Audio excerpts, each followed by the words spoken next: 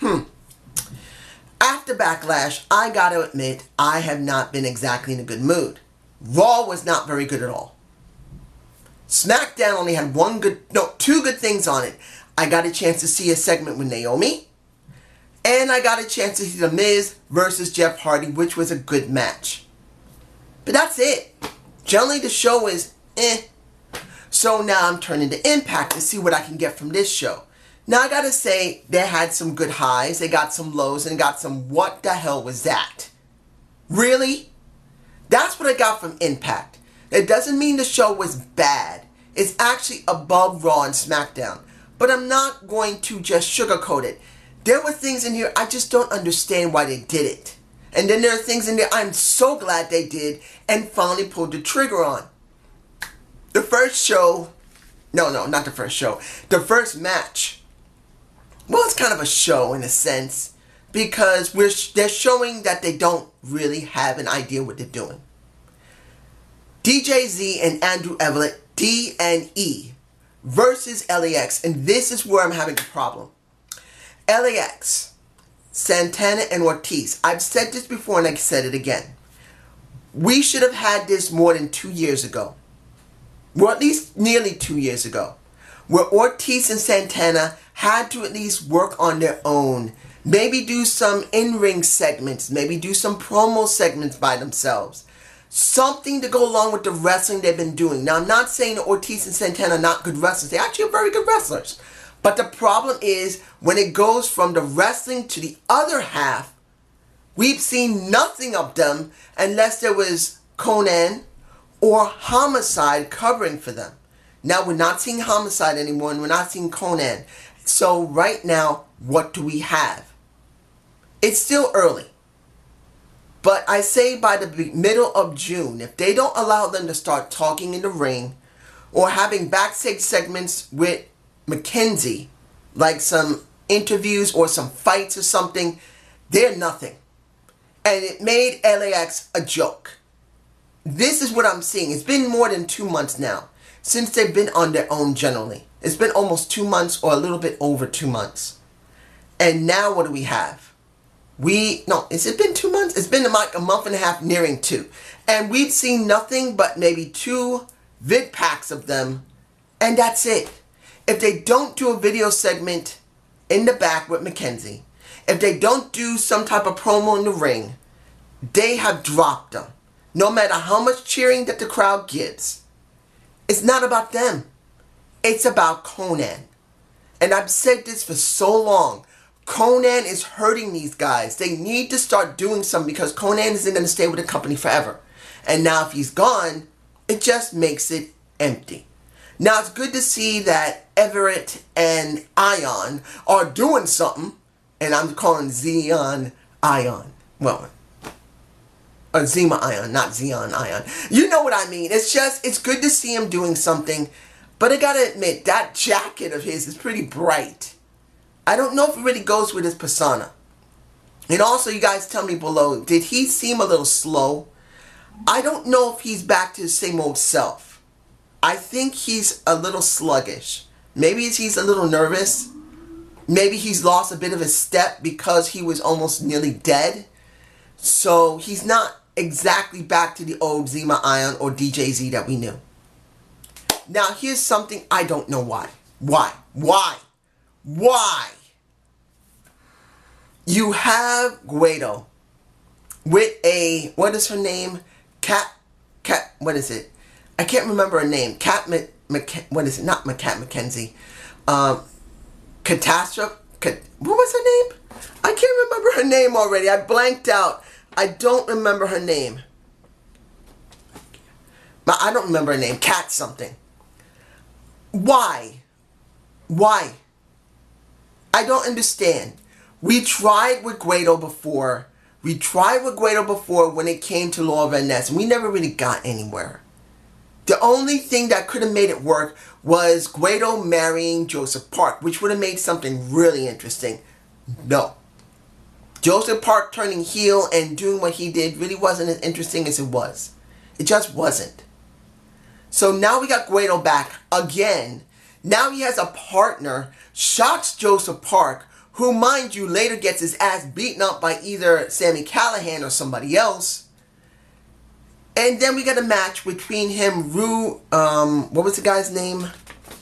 I can't remember his name. It's been a while. Rushu. Rushu. And I didn't care about this match one damn bit. The match was too long. It was too clunky. And no matter how much people like Grado, he just doesn't give off a persona that's interesting to me personally. Now, other people like him. I'm not going to take anything from him. He's gotten people to like him. But when it comes down to it, you got the wrestler Grado and the character Grado. You get a better character Grado, which isn't that great, compared to the wrestler Grado, which honestly isn't that great either. He should stick with either wrestling and not talking, or just being a character in the back and being a manager. I'm being honest here. Either he should wrestle, never talk, let someone else talk for him, never do anything but wrestle and be a jobber, or just be a character in the back and just be a manager. He looks like he can talk, let him be a manager, because as it stands, it sucks. Even with the woman there, it sucks. Now, Tessa Blanchard. I'll say a vid pack was very good. But do I honestly care about Tessa Blanchard? No. Maybe it's because I haven't really seen much of her because I haven't seen NXT when she was there. But she just doesn't seem to me to be someone that is really substantial.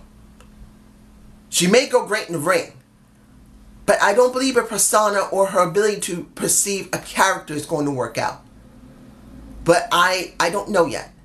But my initial feelings about this is that Tessa Blanchard really doesn't have as much as she believes she does, or with the hyping. But it's still early days, and maybe she'll win me over and everybody else. It's still early. I'm not 100% writing her off, but I am being honest here. She just doesn't seem to be catching me. But you guys tell me below if you believe she is. Number 1 contenders match, which was ruined last week for me because Ishimori was announced before he even had the match with Matt Sydal. I'm sorry. If you're going to do something, be careful when you do your vid packages before a special match that you're doing on the show. If you're going to show Ishimori being on the next show going for the number 1 contendership, wouldn't it have been better to wait until after the match was over to show that vid pack, that short snippet of him going for the title by the number 1 contenders 4-way? I can understand people make mistakes once in a while, but you're trying to hype this up. This was supposed to be something important, and it would have been better if you had been a little careful, not only to show the video package, but to make sure that your commentary team didn't do it as well. Now, the Fatal 4-Way with Phantasma, with Grado, with Aerostar, and Ishimori. It was a good match. It was okay. In the end, Phantasma is the one who got it. And I gotta say this. The match would have been better if there had been 2 commentators.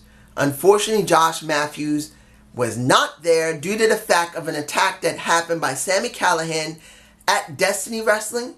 And it looked like Santina Marella was there.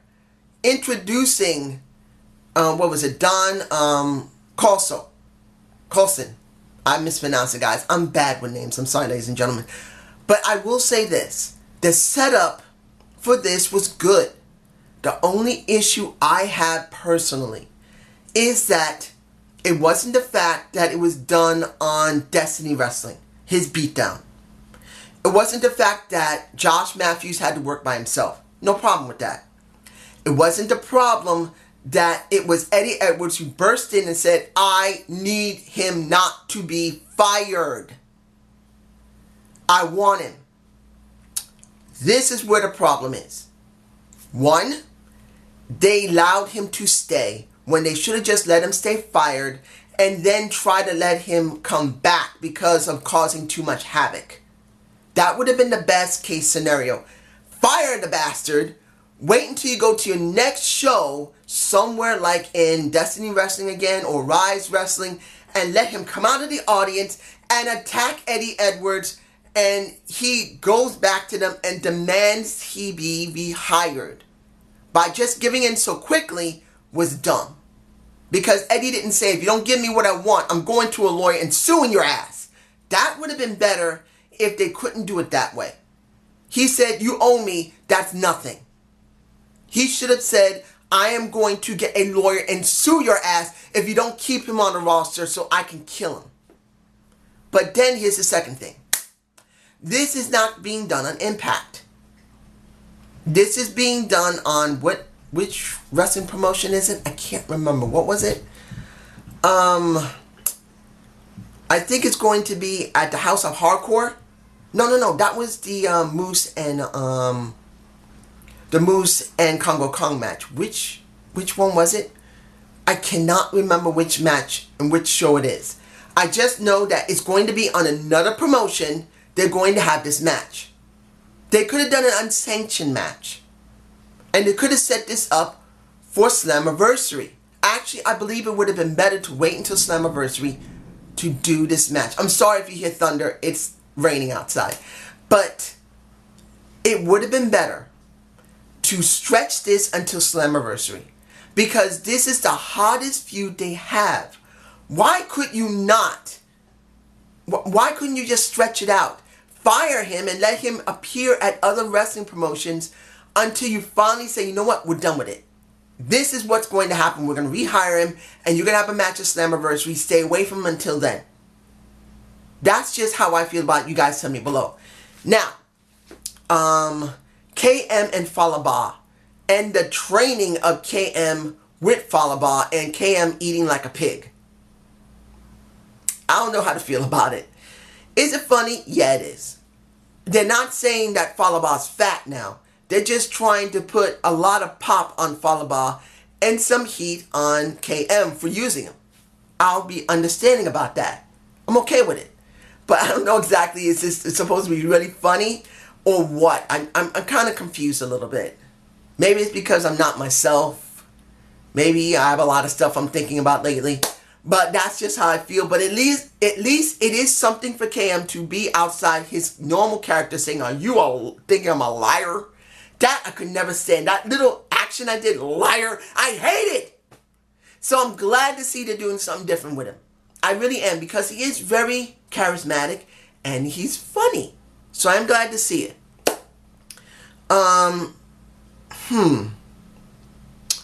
Let's get this done. The Alley segment. What exactly are we seeing with Alley? Alley transformation? I'm curious to see how far they're going to go with this. I've been wanting Alley to change. I've been wanting Alley to change so bad. And this kind of feels like it could be. I'm not saying it is. But it could be a bite off of Angelina Love and Winter. If you guys don't remember the little storyline where Winter basically hypnotized or possessed Angelina Love, this kind of makes me feel like that. Like she's beginning to mess with her head. Su Yung messing with Allie's head, and maybe Allie will become an undead bride. That's what I'm thinking. But it's still early days. I don't know. Cage segment with, I can't remember the guy's name. What is it? Takashi? I believe the guy's name is Takashi. They were at Noah. So it is good to see that Wrestling Noah is still being sponsored by Impact Wrestling. I'm not saying it's not good. Because they did AAA, why not still do something with Wrestling Noah? They may not be a very strong promotion in Japan, but at least they are a promotion. So, Takashi versus... I gotta say this. It was kind of hard to watch it. Not because it was a bad match. It's just that Brian Cage, trying to do a very high-paced match, tends to tank a bit easy.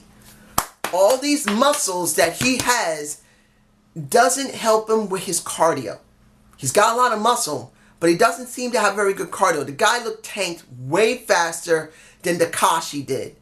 Now, mind you, he's got a lot of muscles. He's going to tank easier. But I think he tanked a little too easily. It could be me because we didn't see the very beginning of the match. We saw it in progress.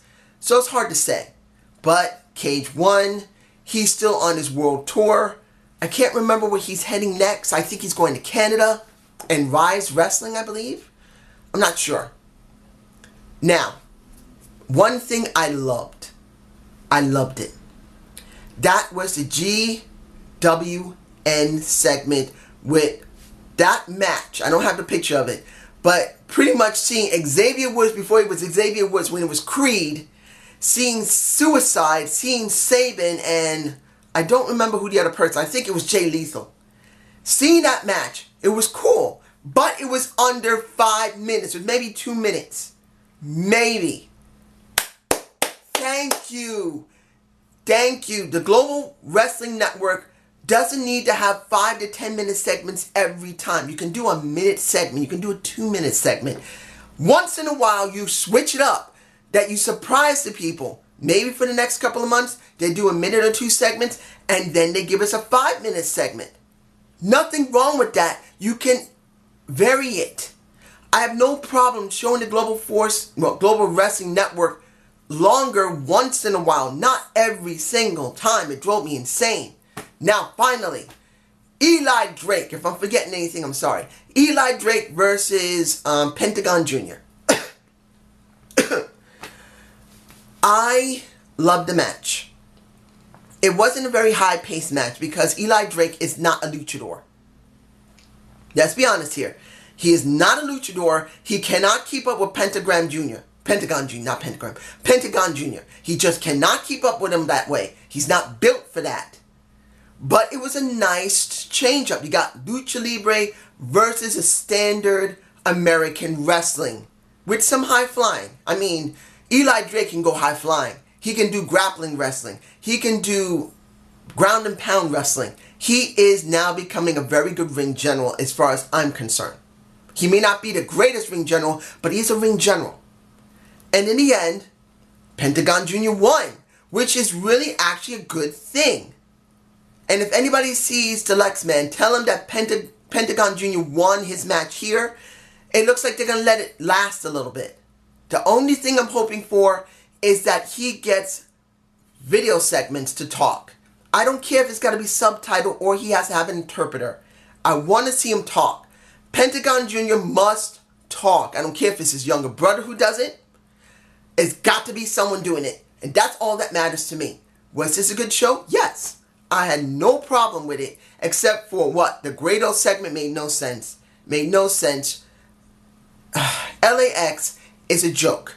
Unless they get these guys to start talking, doing promo segments, doing interviews, they need to be like a standard team. They shouldn't be doing what they've been doing before. They got to change it up, or you got a major problem. I'm just seeing it.